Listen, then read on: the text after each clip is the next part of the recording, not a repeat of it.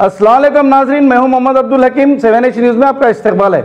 Sharjah से India आने वाली flight Rajiv Gandhi international airport पर चेकिंग के दौरान एक शख्स के कब्जे से करीब 60 लाख का सोना और 27 लाख की बैरूनी करेंसी जब्त की गई है।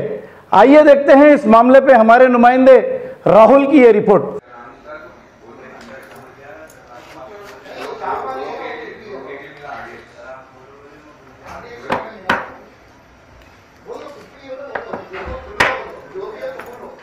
लेके जाके वहाँ फिर मारे इंटरनेट